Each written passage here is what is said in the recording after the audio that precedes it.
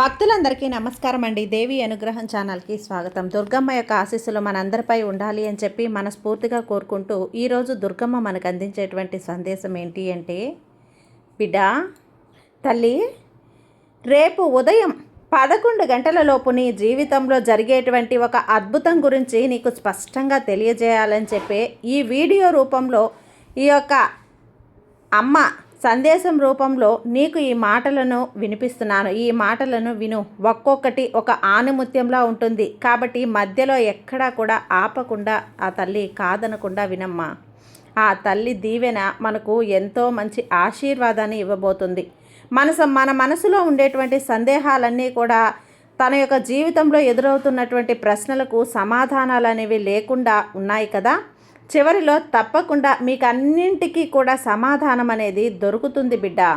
కాబట్టి ఖచ్చితంగా దుర్గమ్మ సందేశాన్ని వినే ముందు మన ఛానల్ని ఫస్ట్ టైం చూస్తున్నట్లయితే ప్లీజ్ సబ్స్క్రైబ్ చేసుకోండి ఫ్రెండ్స్. వీడియో నచ్చితే కనుక లైక్ చేసి సపోర్ట్ చేయండి. ఇక వీడియోలోకి వెళ్ళబోయే ముందుగా ఒక్కసారి మనకు బాగా తెలిసినటువంటి గురువు గారండి, శ్రీ వారాహి అమ్మవారి జ్యోతిష్యాలయంలో జ్యోతిష్యం చెప్తున్నారు గురూజీ సుబ్రహ్మణ్యం రాజు గారు.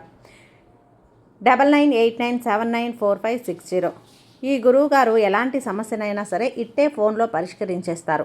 నమ్మకంతో గురువుగారికి కాల్ చేయండి. నెంబర్ 1 స్త్రీ పురుష వశీకరణ స్పెషలిస్ట్ గురూజీ సుబ్రహ్మణ్యం రాజు గారు. Contact number 9989794560. భార్యాభర్తల మధ్య కలహాలు రావటం, ప్రేమించుకున్న వాళ్ళు దూరం అవ్వటం, మనశ్శాంతి లేకపోవటం, శత్రుపీడ, నరఘోష, నాగదోషం, శత్రు ప్రయోగాలు, ఆరోగ్య సమస్యలు, ఆర్థిక సమస్యలు, కుటుంబ సమస్యలు, మానసిక సమస్యలు మరియు ఎటువంటి సమస్యలకైనా సరే శాశ్వతమైన పరిష్కారాన్ని అయితే అందిస్తున్నారండి గురూజీ సుబ్రహ్మణ్యం రాజు గారు. తప్పకుండా కాంటాక్ట్ అవ్వండి. జై వారాహి అమ్మ. ఇక వీడియోలోకి వచ్చేస్తే, బిడ్డ ఎందుకమ్మా ఈ విధంగా కుమిలిపోతూ ఉన్నావు? లోకం నిన్ను అర్థం చేసుకోవటం లేదని, నీ వారు నిన్నంతా కూడా వెలివేశారు అని చెప్పి నీవు ఒంటరిదానవని ఎందుకు ఇలా నీవు భావిస్తూ ఉన్నావు కదా బిడ్డ. నీవు బాధపడేటువంటి ప్రతి ఒక్క కన్నీటి చుక్క నా పాదాల చెంతకు చేరుతుంది. నీ యొక్క హృదయంలో లోతుగా ఉన్నటువంటి నీ ఆవేదన అంతా కూడా నాకు వినిపిస్తూనే ఉంది. చెప్తున్నాను కదా, చూడు, నీవు పడేటువంటి ప్రతి ఒక్క తపన, నీవు అనుభవించేటువంటి ప్రతి ఒక్క కష్టాన్ని కూడా నా దృష్టిలోనే ఉన్నాయమ్మా. కానీ ఒకటైతే గుర్తుంచుకో, బంగారం అగ్నిలో ఎప్పుడైతే బంగారం కాలితే దానికి ఒక మంచి మెరుపు అనేది వస్తుంది కదా, అలాగే నీవు కూడా ఎప్పుడూ కూడా అటువంటి పరీక్షా సమయాన్ని ఎదుర్కొంటూ వస్తున్నావు. కాబట్టి ఇది విను. అంటే నిన్ను నాశనం చేయటానికే కాదమ్మా, నిన్ను ఒక గొప్ప వ్యక్తిగా తీర్చిదిద్దడానికి నేను వేసినటువంటి ఒక మంచి ప్రణాళిక. చూడు, నీవు నా బిడ్డవు. నీవెప్పుడైనా కానీ నీ మనసుకు నీవెప్పుడైనా కానీ గాయపరుచుకున్నావా?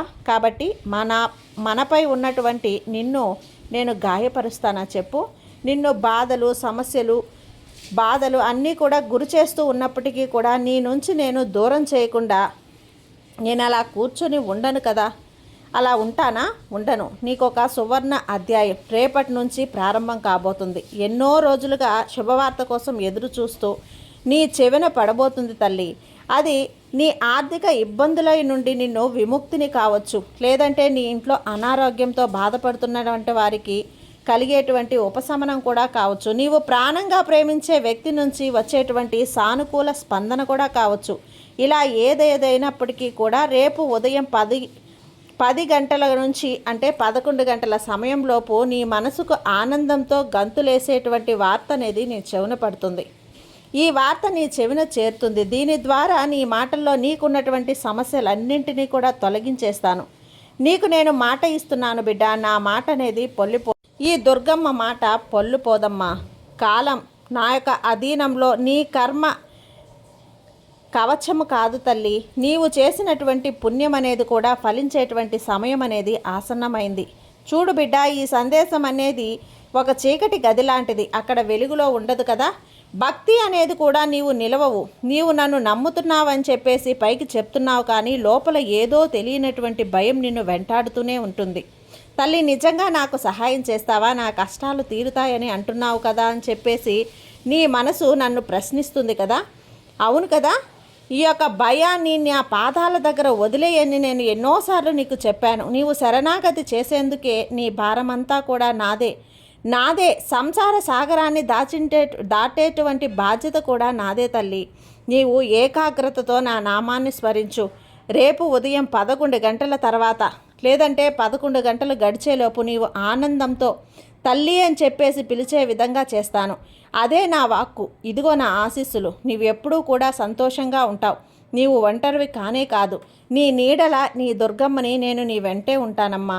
నువ్వు అనుకుంటున్నావేమో నేను ఎన్నో తప్పులు చేశాను కదా, అలాగే తెలియనటువంటి కొన్ని పొరపాట్లు కూడా చేశాను అని చెప్పి అనుకుంటూ ఉంటావు. నీవు తప్పు చేసినా ఒప్పు చేసినా లేదంటే చాలా రోజుల నుంచి నిన్ను ఏది అడిగినా అడగకపోయినా నీవు నన్ను గమనించుకోవటం లేదని చెప్పేసి నీవు నన్ను నిందలు వేసినా కూడా ఇవేమీ కూడా నేను పట్టించుకోను. కానీ ఒక్కటైతే పట్టించుకుంటాను, నీవు చేసినటువంటి తప్పును ఒప్పుకున్నావు కదా, అలాగే తెలియక చేసినటువంటి తప్పుల గురించి కోసం కూడా పశ్చాత్తాపం చెందావు. నీ కన్నీటిని పాపాలకు తుడిచేసే విధంగా చేస్తుంది తల్లి. నా దృష్టిలో నువ్వు కేవలం పసిబిడ్డవు. నా యొక్క బిడ్డ తప్పు చేసినా కూడా ఏ విధంగా అయినా సరే ఆ తల్లి క్షమిస్తుందో అదే విధంగా నేను కూడా నిన్ను అదే విధంగా దగ్గరకు తీసుకుంటాను. నీవు గతంలో నాకు అవసరం లేదు, నీ గతం అనేది నాకు అవసరం లేదు. నీ భవిష్యత్తును అంతా కూడా నేను మలుస్తాను. ఈరోజే ఈ కష్టాలన్నింటినీ కూడా ముగింపు అనేది మొదలవబోతుంది.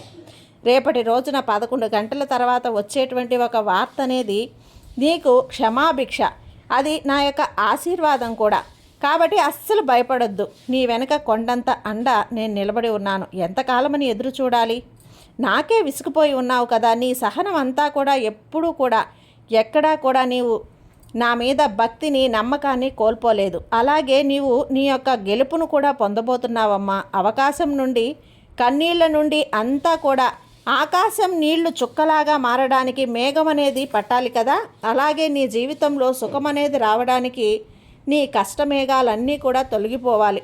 సమయం అనేది రేపు ఉదయం నీవు ఎవరిని ముందైతే తలదించుకున్నావో, వారి వల్ల అయితే అవమానాలు పడ్డావో, నీ గొప్పతనాన్ని చూసి ఆశ్చర్యపోయే విధంగా రేపైతే నీకు శుభవార్తను, ఆత్మ గౌరవాన్ని తిరిగి మరలా నిలబెట్టబోతున్నాను. అయితే నా మీద భారం ఉంచి నిశ్చయంగా ఉండమ్మా. నీ ఇంట్లో అశాంతి అంతా కూడా రాధ మర్యాదలతో ఉంది కదా, మనుషుల మధ్య దూరం అనేది పెరిగి ఉంది కదా, అన్నింటినీ కూడా నేను తీర్చేస్తాను. ఇవన్నీ కూడా ఈ దుర్గమ్మ యొక్క లీలలే. నన్ను దృఢంగా మార్చుకునేందుకే నేను ఆడినటువంటి ఒక చిన్న నాటకాలు. ఇప్పుడు శాంతి అంతా కూడా వెళ్ళి విరిసేటువంటి సమయం. రేపు 11 గంటల తర్వాత నీకు అందేటువంటి ఒక సందేశం నీ కుటుంబంలో మళ్ళా నువ్వు పూలు పూయించే విధంగా ఉంటుంది. విడిపోయేటువంటి మనుషులు కూడా కలుస్తారు అని అర్థం. లేనటువంటి గొడవలన్నీ కూడా మాసిపోతాయి తల్లి. నా బిడ్డలు వీళ్ళు ఎప్పుడూ కూడా నందనవనంగా ఉండాలి అనేదే ఈ తల్లి యొక్క కోరిక. నీ కోరిక తీరేటువంటి గడియలన్నీ కూడా త్వరలోనే ఉన్నాయి. రేపు 11 గంటల తర్వాత ఇంటికి మహాలక్ష్మి వచ్చేటువంటి శుభముహూర్తం. నీ యొక్క ఆరోగ్యం గురించి కూడా ఆందోళన అనేది చెందుతున్నావా? అయితే ఈ శరీరం ఎప్పుడూ కూడా బాగుంటుంది. నేను మరలా ఎప్పుడూ కూడా ఉత్తేజపరంగా ఉంటాను. నువ్వు ప్రతిరోజు కూడా నన్ను ప్రార్థిస్తూ ఉంటున్నావు కదా. చూడు, ఈ తల్లి సింధూరాన్ని నువ్వు అన్ని వేళలా కూడా నీకన్నింటినీ కూడా రక్షించే విధంగా, నీ ఆరోగ్యాలన్నీ కూడా సహకరించేటువంటి వైద్యునిగా నేనే ఉంటాను. కాబట్టి నీకు రేపు అదే విధమైనటువంటి ఆ వార్త అనేది నీ ఆరోగ్యానికి సంబంధించినటువంటి ఒక గొప్ప సమాచారం కూడా కావచ్చు. లేదంటే నీకు అన్ని వైద్యులుగా కూడా ఆశ్చర్యపడే విధంగా నీలో మార్పు అనేది రావచ్చు. నా నామాన్ని స్మరిస్తూ ఉండు. నీ సందేహంతో నా దేహంలో ఉన్నటువంటి ప్రతి అణువునో కూడా చైతన్యంతో అంతా కూడా విండిపోతుంది తల్లి. ఆరోగ్యమే మహాభాగ్యం అంటారు కదా పెద్దలు. ఈ విధంగా నీ భాగ్యాన్ని నువ్వు తప్పక ప్రసాదించబోతున్నావు. లేదా ఆర్థిక ఇబ్బందులా? అవి నిన్ను చుట్టుముట్టాయా? అప్పుల బాధలతో రాత్రిపూట నిద్ర కూడా నీకు కరువైందా? కష్టపడుతున్నావా కానీ ఫలితం అనేది దక్కడం లేదు అని బాధపడుతున్నావు కదా. చూడు, నీ కష్టం నా దృష్టిలో ఉంది. కుబేరుడి సంపద కూడా నా కాలి మీద ఉంటే ఆ కాలి గోటి కిందే ఉంటుంది కదా. అది ఎంత అవసరమో ఎప్పుడు ఏది అనేది కూడా నాకు బాగా తెలుసు తల్లి. కాబట్టి రేపు నీ యొక్క ఆర్థిక ఇబ్బందులన్నింటినీ కూడా తీర్చేటువంటి ఒక మార్గం అనేది నీ ముందుకు వస్తుంది. అది వ్యాపారంలో లాభమా, లేదంటే ఆగిపోయినటువంటి జీవితమా, లేదా అనుకోనటువంటి ఒక ధన లాభమా, ఇలా ఏదైనా కానీ, ఆకలిలోని కానీ లేదంటే అప్పులతో కానీ నీవు ఉండే ఎందుకే. కాబట్టి ఏదైనా కానీ ధైర్యంగా ఉండు. నీ దారంతా కూడా సులభం చేయబోతున్నాను. లోకంలో మనుషులు రంగులు మారుస్తూ ఉంటారు, కానీ నీవు నమ్ముకున్నటువంటి ఈ భగవంతుడు ఎప్పుడూ కూడా నీకు తోడుగా ఉంటాడమ్మా. నన్ను నమ్మి అడుగడుగునా నువ్వు అడుగులు వేశావు. నేను నిన్ను అంతా కూడా అసలు ఎక్కడా కూడా పడిపోనివ్వను. రేపు నీకు వచ్చేటువంటి ఈ శుభవార్త కేవలం సమాధానం కాదు, అది నా యొక్క స్పర్శ, అది నేను నీకు ఇచ్చేటువంటి భరోసా. ఆ వార్త నీవు విన్నప్పుడు నీ మనసులో నిశ్చింతగా మారిపోతుంది. చూడు, నీకు పట్టినటువంటి ప్రతి నిందకు సమాధానం ఆ వార్తలోనే నీకు దొరుకుతుంది. ఈ సత్యం ఏమిటో ప్రపంచానికి తెలిసేటువంటి రోజు రేపే బిడ్డ. ఆ సత్యం వైపు నేనుంటాను. ఆ విజయాన్ని నీకు నేనిస్తాను. అది కూడా నువ్వు నమ్మాలి. బిడ్డ, నీవు నా దగ్గరకు రావడానికి ఎన్నో ప్రయత్నాలు చేశావు, కానీ ఏదో ఒక ఆటంకం అనేది నిన్ను ఆపుతుంది కదా, అది కూడా నాలోనే. అంటే ఈ వినాకం పర్వతం చెందాలి తల్లి. నీ నుండి వేచి చూస్తున్నానమ్మా నేను. కానీ ఇప్పుడు నీవు అన్నింటినీ కూడా సిద్ధమయ్యావు. రేపు తప్పకుండా ఒక సమయం అంటూ చెప్పాను కదా, ఆ సమయానికి నీ మనసులో భారమంతా కూడా తగ్గిపోయి ప్రశాంతత అనేది కలిగే విధంగా చేస్తాను. అదే నీకు మొదటి శుభవార్త. దాని వెంటే భౌతికమైనటువంటి సంతోషం నిన్ను వెతుక్కుంటూ వస్తుంది. నా బిడ్డవు నువ్వు ఆనందంగా ఉండటమే నాకు కావాల్సినటువంటి నాకు దక్షిణ తల్లి. ప్రతిరోజు కూడా నా ఫోటో ముందు దీపం వెలిగించి నీ బాధలను చెప్పుకుంటూ నేను వినటం లేదని చెప్పేసి నీవు అంటూ ఉంటావు. దీపం వెలుగులోనే నీకు ఒక మంచి ప్రసాదాన్ని ఇవ్వబోతున్నాను. నీ ప్రార్థనలు, నీ పూజలు, నీ యొక్క అవకాశాలు అన్నింటినీ కూడా నిన్ను తాకాయి తల్లి. అందుకే ఈరోజు నేను నీ ముందుకొచ్చి ఈ సందేశం నువ్వు వినే విధంగా చేశాను. రేపు ఖచ్చితంగా నీ యొక్క భక్తికి పరాకాష్ఠగా నీవు నా మీద ఉంచినటువంటి నమ్మకానికి నేను ఇస్తున్నటువంటి బహుమతి అదే. ఆ వార్త నీవు విన్నప్పుడు నా వైపు నువ్వు కృతజ్ఞతగా చూస్తావు. ఆ చూపు నాకు చాలమ్మా. కళ్ళల్లో నీ కళ్ళల్లో ఆనందం చూడడమే నా యొక్క ప్రథమ కర్తవ్యం. చూడు, ఈ ప్రపంచంలో ఏది శాశ్వతం కాదు. సుఖం తర్వాత దుఃఖం అనేది వస్తూనే ఉంటుంది. దుఃఖం తర్వాత సుఖం అనేది కూడా వస్తూనే ఉంటుంది. ఇటువంటివన్నీ కూడా సహజమే. ఆ భక్తునికి దుఃఖం వస్తే అన్నింటినీ కూడా బలవంతుల్ని చేయటానికి ఇప్పుడు నేను నిన్ని కష్టాలను తట్టుకొని నిలబడగలిగావు. అందుకే సుఖాన్ని అనుభవించేటువంటి అర్హత నీకు దక్కబోతుంది. రేపటి నుండి నీ నుండి అన్నీ కూడా నీకు మంచి రోజులే రాబోతున్నాయి. నీ జీవితంలో వసంతాన్ని తెచ్చేటువంటి రేపటి రోజు నుంచే నీకు మొదలవుతుంది. నీకు ఎండిపోయినటువంటి చెట్లలా కాకుండా నీకు దీవెనలు ఎప్పుడూ కూడా అప్పుడే చిగురించిన చిగురుల్లా నీకు ఎప్పుడూ కూడా తోడుగా ఉంటాయమ్మా. నువ్వు ఎంతమందికి సహాయం చేశావో కానీ నీకు అవసరం వచ్చినప్పుడు ఎవ్వరూ కూడా నీకు సహాయం అనేది చేయటానికి ముందుకు రావటం లేదని చెప్పి బాధపడుతున్నావు.